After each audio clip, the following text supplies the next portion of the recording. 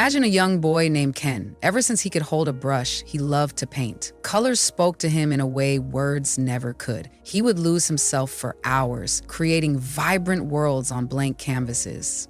Painting was his escape, his joy, his identity. But then, one day, everything changed.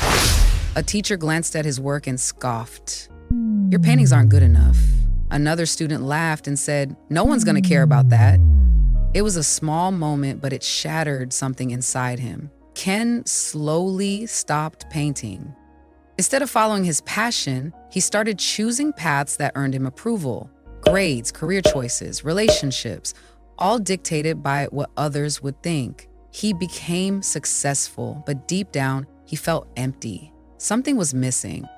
Then, years later, on a quiet evening, he found an old paintbrush buried in a box. He hesitated, but then dipped it in paint and let his hands move. The moment the brush touched the canvas, a feeling washed over him. Peace. But why? Why did he feel free only when he stopped caring about what others thought? And more importantly, how can you break free from this invisible trap? Stick around, because by the end of this video, you'll have the answer. Why most people live for others. From the moment we're born, society conditions us to seek approval. As children, we are praised when we behave well and corrected when we don't. In school, we're rewarded for following rules, not for thinking differently. Social media then amplifies this conditioning. Likes, comments, and shares become digital validation of our worth. We grow up believing that happiness comes from being liked, that if we fit in, if we meet expectations, if we make everyone happy, then we will be happy too.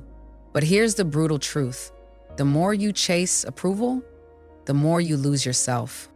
What if I told you that true happiness comes from having the courage to be disliked? This is the core message of The Courage to be Disliked by Fumitake Koga and Ichiro Kishimi. And if you can master this, you'll unlock a level of freedom most people never experience.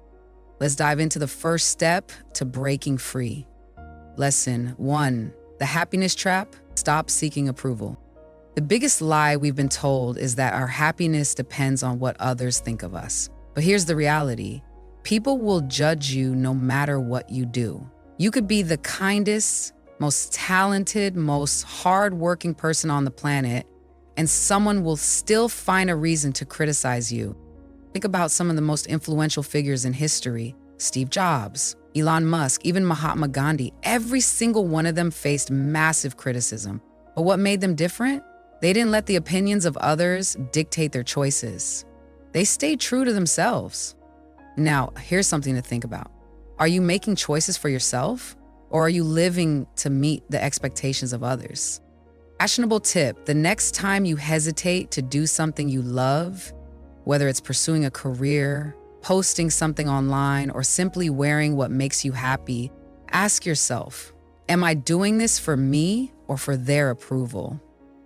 The answer might just change your life. Lesson 2, you are not the center of the universe.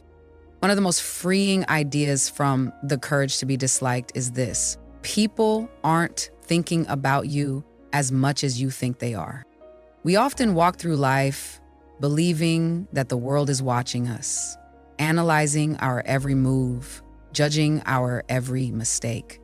This is called the spotlight effect, the illusion that we're constantly in the center of attention. But in reality, everyone else is too busy worrying about themselves.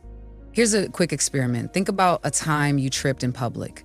Maybe you were walking up the stairs and suddenly stumbled. Embarrassing, right? Now ask yourself, how many people do you actually remember tripping in public? Exactly, almost none. This is proof that people don't care about your mistakes nearly as much as you think. The fear of judgment is mostly in your head. Actionable tip: next time you feel self-conscious, remind yourself, nobody is thinking about me as much as I think they are. This single shift in perspective can change how you approach life. 3, separate tasks. Not everything is your responsibility. One of the biggest sources of stress and frustration in life is trying to control things that aren't ours to control. We obsess over what people think, worry about how they'll react, and even take responsibility for their emotions. But The Courage to be Disliked introduces a game-changing concept. separation of tasks. Simply put, this means recognizing what is your task and what isn't. For example, you can't control whether someone likes you. That's their task, not yours. You can be kind, honest, and authentic, but whether they approve of you is completely up to them. And the moment you try to control someone else's reaction, you give away your power. Think about it. How often do you stress over things that aren't actually yours to fix? Maybe you try to please your parents by choosing a career that makes them happy, even if it makes you miserable. Maybe you hold back from speaking your mind because you don't want to upset someone. Maybe you spend hours crafting the perfect social media post, hoping for likes and validation. But here's the truth, their reaction is not your responsibility. Next time you find yourself stressing over a situation, ask, is this my task or someone else's? If it's not yours, let it go. This simple shift can free you from so much unnecessary anxiety. It allows you to focus on what you can control, your actions, your choices, your happiness, without carrying the burden of how others feel about it. 4. Accept dislike as a sign of freedom. Most people live their lives trying to be liked by everyone. But here's something most never realize. Being disliked isn't a bad thing. It's proof that you're living authentically. If you try to please everyone, you end up pleasing no one, including yourself. The hard truth is that not everyone will like you, and that's completely okay. The world's most influential people, think Elon Musk, Oprah Winfrey, and even great leaders like Martin Luther King, were all disliked by many. But did they let that stop them? No.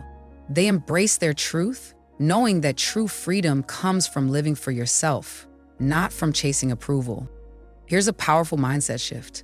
Instead of thinking, they don't like me, reframe it to, I am free to live my truth. Because when you stop fearing dislike, you start living with real confidence. Ask yourself, would you rather be loved for pretending to be someone you're not, or respected for being unapologetically you? Answering the unanswered question, the story's resolution. Remember Ken, the artist? He spent years chasing approval, shaping his life around what others thought he should be. But the moment he picked up his brush again, not for validation, not for praise, but for himself, he felt something he hadn't in years: freedom. He finally understood that his happiness was never about others' approval. The moment he let go of seeking validation, he felt alive again. And now it's your turn. The final takeaway: when you stop living for others, you reclaim your power and find true happiness. So what will you choose? A life dictated by others or a life truly yours? Now, go live for you. Thanks for watching.